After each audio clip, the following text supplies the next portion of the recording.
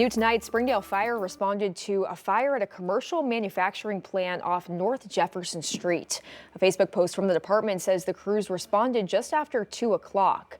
The plant's home to MoistureShield, a company that makes deck boards and other products. A shift commander told 5 News no one was injured and that fire was contained to some equipment. Well, today, Lavaca law enforcement and community gathered to celebrate the retirement of Lavaca Police Chief Charles Toone. 5 News reporter Laura Castleman was at the celebration today and has how he's passing on the torch to the next generation.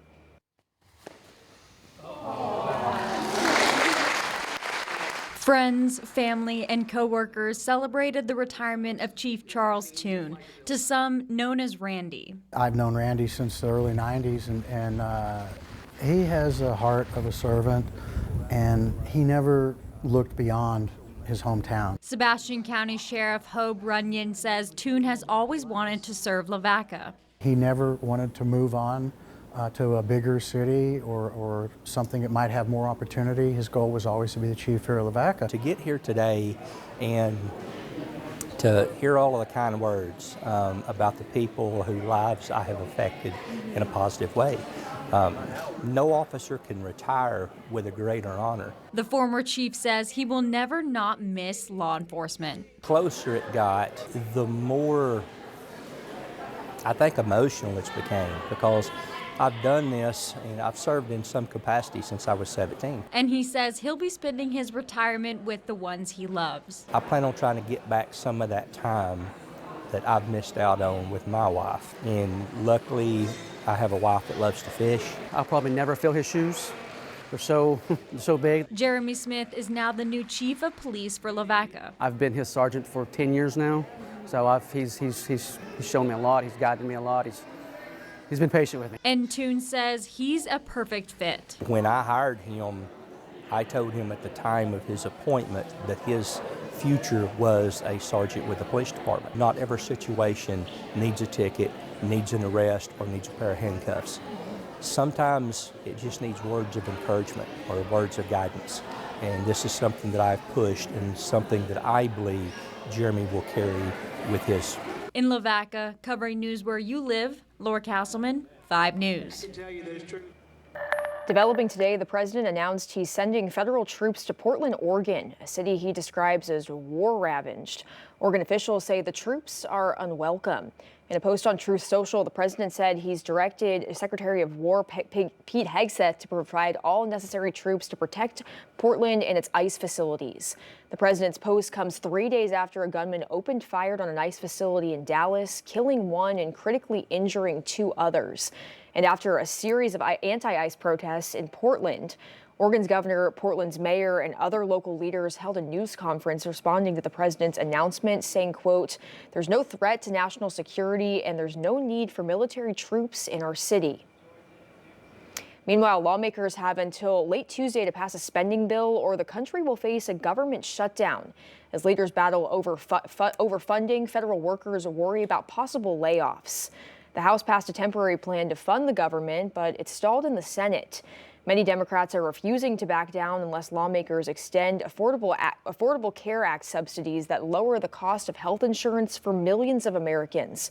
Further complicating the shutdown, the White House Budget Office has directed federal agencies to use this opportunity to prepare sweeping new layoffs. The last time the government shut down was in December 2018, and it lasted 35 days.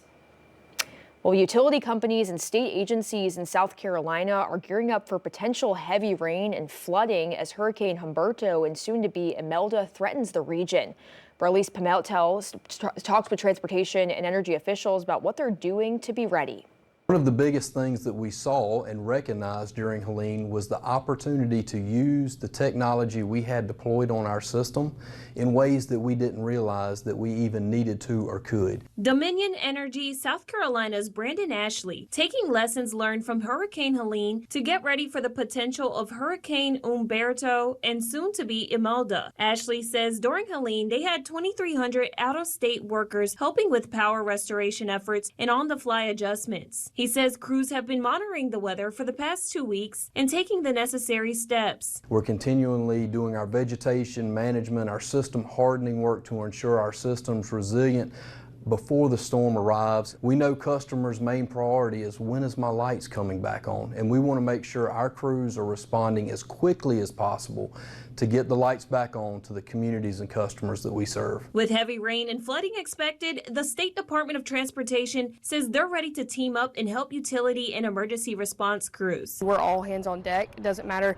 where you are in the state or where the storm's going to affect. Everyone in the state is ready to go. Our crews are out doing ditch clearing and doing drainage clearing and making sure that those problem areas have been cleaned out so that there's nothing if and when we do get rain or flooding events, those ditches are not full of debris. The National Weather Service says although the storm is still brewing, people should take these precautions. Everybody should be at their home, have a safe place, a safe room, and in that safe room should be a preparedness kit with things you need in case, for example, you could apply to tornadoes as well. So just make sure you know what to do if you're at home or at work should we have any impacts. Most importantly, if there is flooding in the Midlands from this storm, turn around, don't drown. That is very important, folks. So what you want to do is make sure if you encounter a flooded roadway or there's a barricade, do not go around, do not go into that floodwater because you do not know how deep the water is. That was Brawley's Pimentel reporting. The National Hurricane Center says Umberto is strengthened to a rare Category 5 hurricane. Forecasters say Umberto likely will remain a Category 5 storm through Sunday before it begins to weaken in the coming days.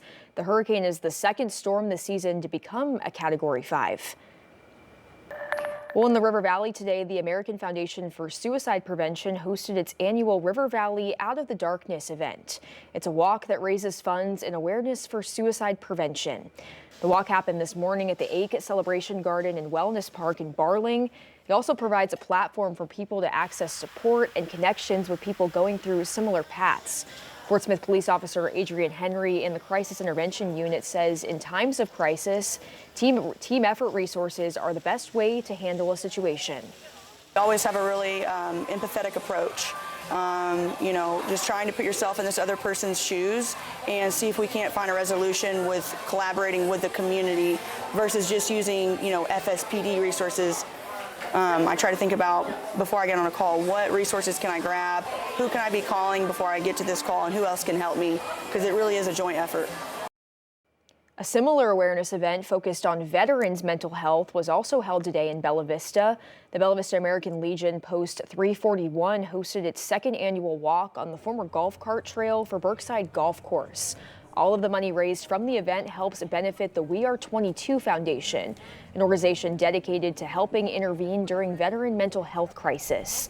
The organization's president says the program has helped 800 Arkansas